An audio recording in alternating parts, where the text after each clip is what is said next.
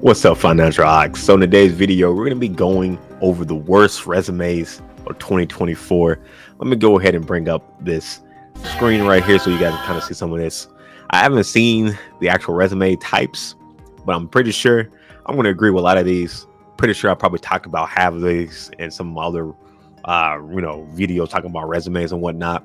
But yeah, let's go ahead and take a look at this list, and I'll give my thoughts on this, and I guess maybe like how prevalent I've seen these type of resumes. So the first one is the bad speller. Okay, make sure you don't sever anyone in your resume. Bad spelling and grammar are one of the quickest ways to get your resume thrown away. Yeah. And wait, okay, I guess I can't make that bigger right there. Can I just zoom in?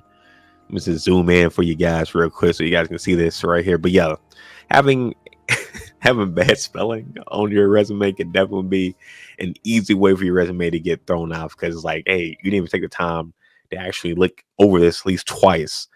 Now, things like this can happen. However, if you do have, typos on your resume, definitely make sure it's not on the actual job title itself.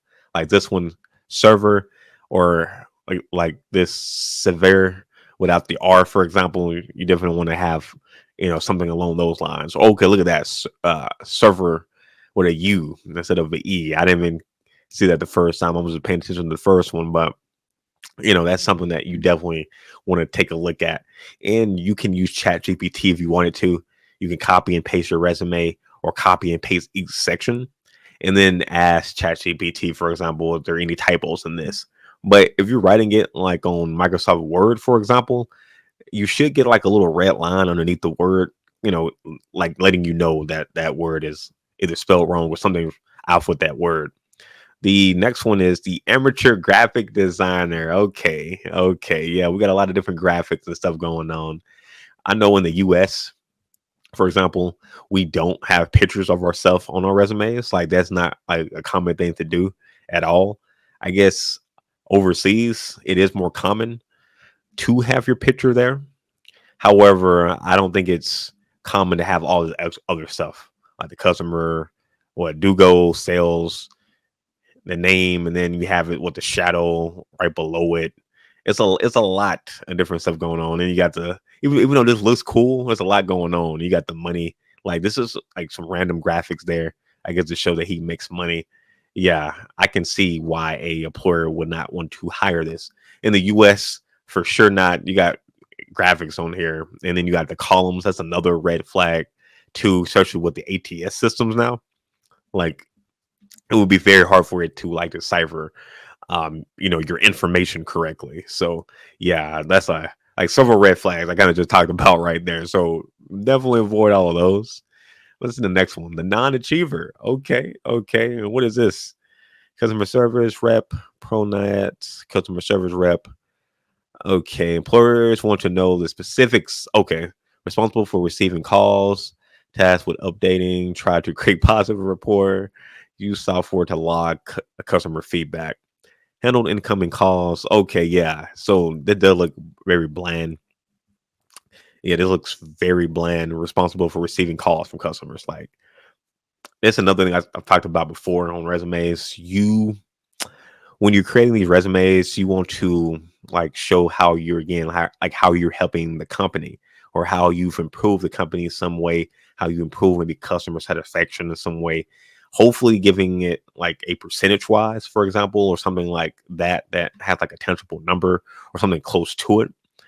On these, they're pretty much just again just giving exactly what they do at the job. Responsible for receiving calls from customers. Okay, I'm pretty sure there's thousands of people who've done that.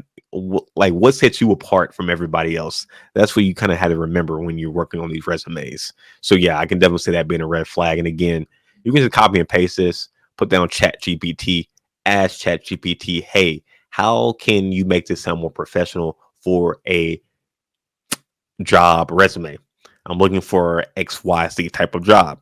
Bam, it'll create something that will match that type of job that you're applying for using your current information.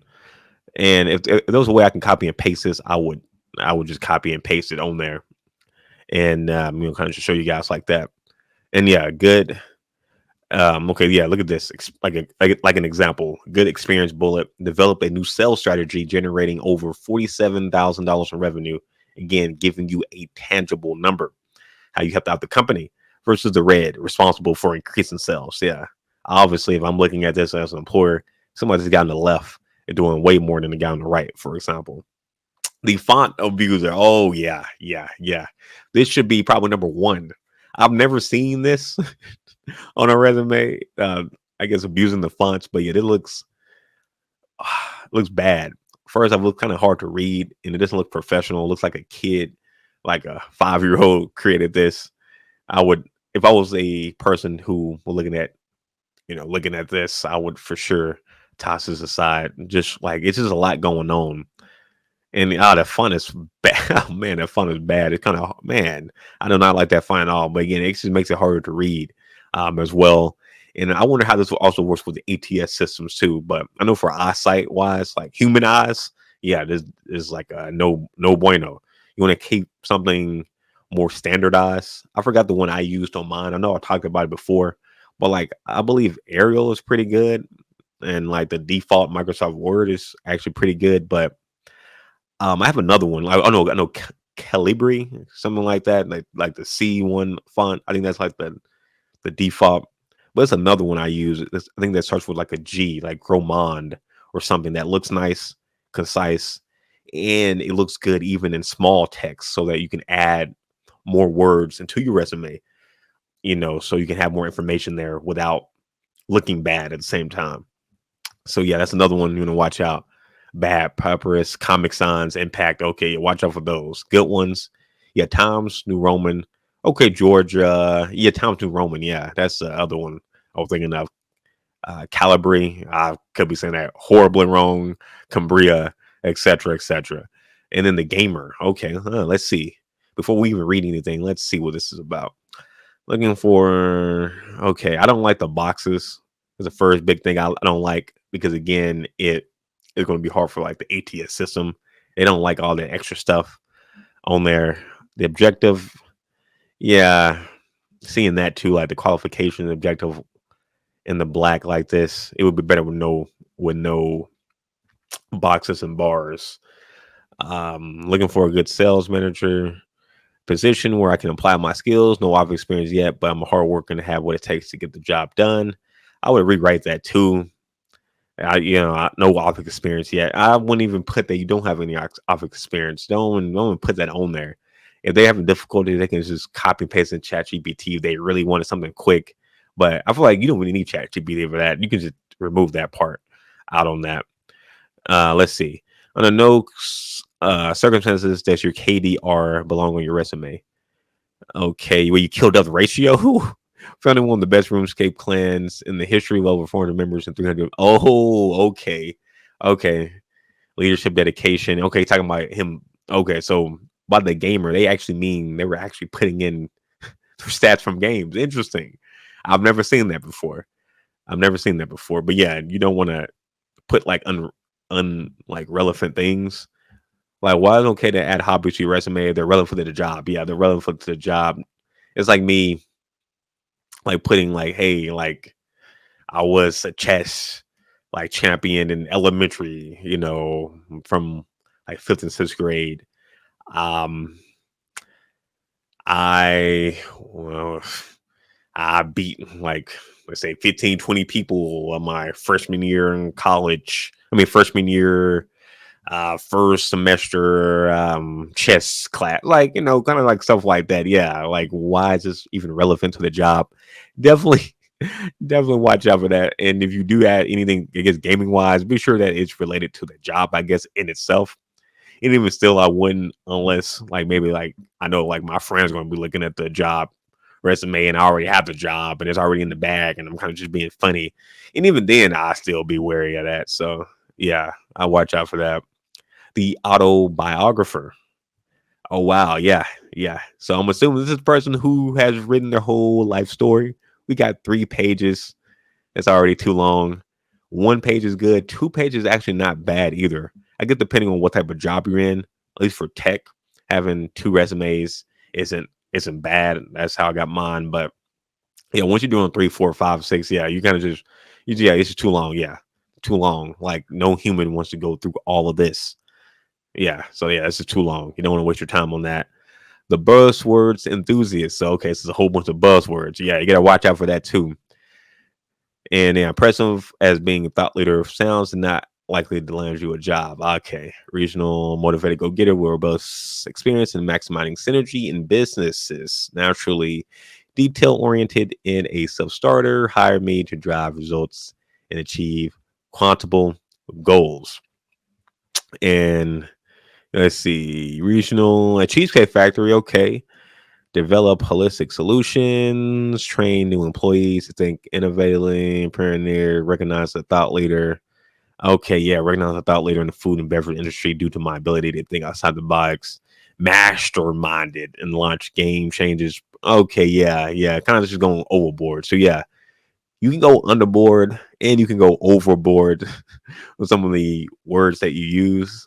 This one, yeah, way too many different buzzwords kind of throughout. Got the the sayings, the quotes, the mottos. Like, yeah, it can sound like you're kind of fake. Like that's the first thing I think about. Number 8, the formatting disaster. Yeah, you're looking at this right now. This is going to be terrible for the AI when they're the ATS systems when they're going through your resumes. Again, it can get confused on the different columns. And yeah, I've experienced this firsthand too because I had like one of my first resumes that I had like for tech was somewhat similar, and like I had like an extra column on the side with like other information. And yeah, when I would put my resume in for the system to I guess accept it, and then after that they give you like another page when they have everything listed, and then you can like edit things. I would always have to edit so much because it would get my education wrong, it would get my professional experience, it would get those often wrong, and have my maybe my email address in a different part and my LinkedIn in a different part. It was just a lot. It was just a lot, and I rarely experienced that with my more current resume. So yeah, this is bad for the ATS system mostly, but again, for the human eye too, and it's a lot of going back and forth, left to right, left, right. But should I be looking only left and then should I only be looking right? It can be a lot there too, but definitely for the ATS systems. Yeah. And let's see, the exaggerator. Okay, you're just talking about too much. You're just exaggerating all your stuff you're doing. And let's see, teaching assistant with 2+ years of experience supporting young learners in a multilingual setting. Language genius. Language genius with a level 2 teaching assistant certificate. ICH Sprecht Deutsch, hablo español fluidis. And that I speak Spanish fluently. And is that Russian? This last one, I'm not for sure. I think that might be Russian. So yeah, I was saying they can speak what German. I can speak Spanish fluently, and again, I'm not sure that's Russian or not. Teacher assistant, Ridgeview Elementary, help manage a group of 20+ students. Okay, and then additional skill, lesson planning, communication, French. Okay. Again on my how my additional skills. Okay, I guess as they're different, I guess they can have different bullet points. But yeah, that's a lot right here. If you do want to talk about like yourself and maybe like the different languages and all that, you can like have that kind of like written within your whole resume as a whole in their respective sections. Or you could do something like have this like on your LinkedIn, like on your header. You can have like, hey, I'm a language genius, or I know, you know, German, Russian, Spanish, Portuguese, etc. on your LinkedIn. So it doesn't look like you're bragging or like, like this one said, exaggerating too much. So you can have that like on your LinkedIn, have a link to your LinkedIn. And then when someone may be interested in you and then they go to your LinkedIn, then they can see all of the other accomplishments that you have. So it looks like less bragging, and it just doesn't fill up extra space on your resume too.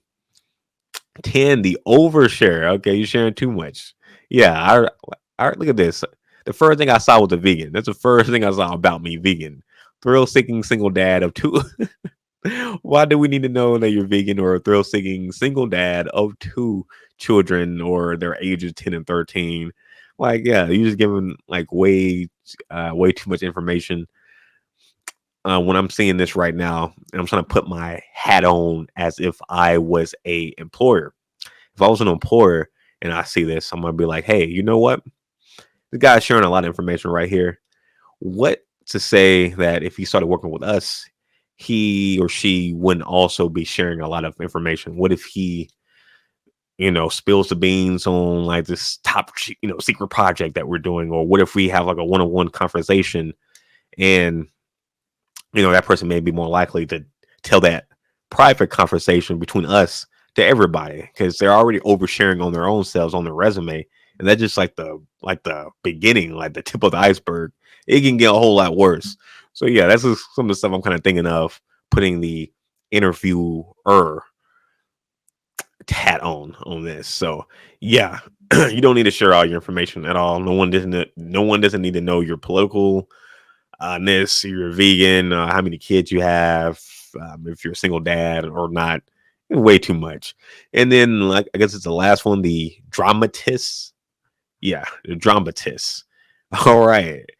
And let's read through some of this real quick. Summary: a culinary alchemist with a penchant for innovation, able to transmute humble ingredients into gastronomic gold, concocting dishes that are as visually stunning as they are tantalizing to the taste buds, leaving an inedible mark on the palate of every patron.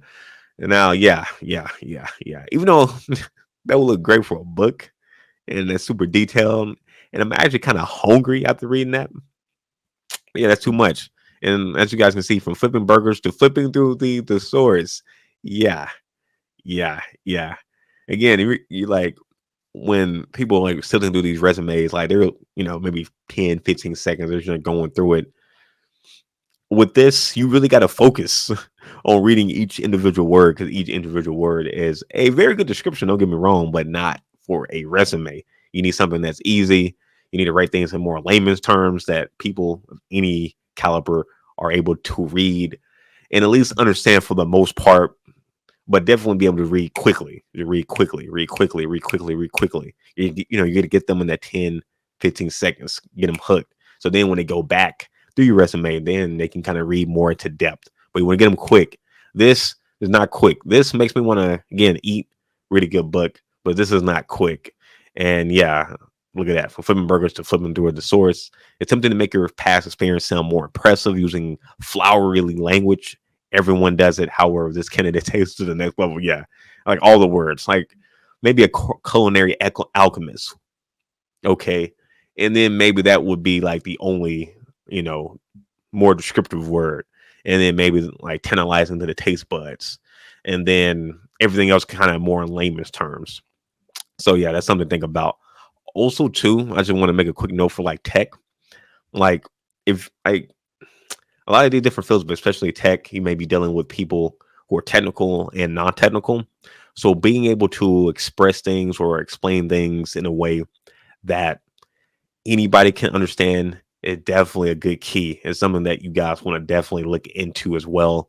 With this person right here, if they were in tech, having all the tech words like this, I might think, hey, they may be very good technical, but if I need this person to also be able to talk with like regular people who may not know all the terminology like this may be a red flag for me to look for somebody else who is able to talk with somebody who is less technical and explain things versus just the technical side of things. And again, maybe with upper management too. Maybe upper management doesn't know everything technical wise, and being able to express things in a non-technical way that they themselves will understand will again make you stand out compared to somebody who is just solely technical.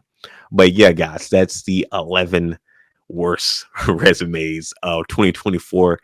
I will agree with Conrad. Yeah, these are horrible.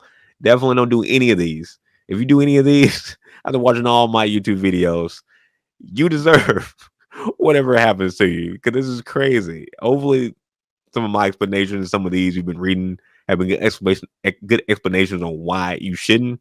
But if you have currently been doing this on your resume, it's not too late. Believe in yourself. Go ahead start rewriting your resume. Look at some of my previous videos, maybe like on using ChatGPT in your resume, and go ahead and make a beast mode resume. Guys, I will see you in the next video. Peace.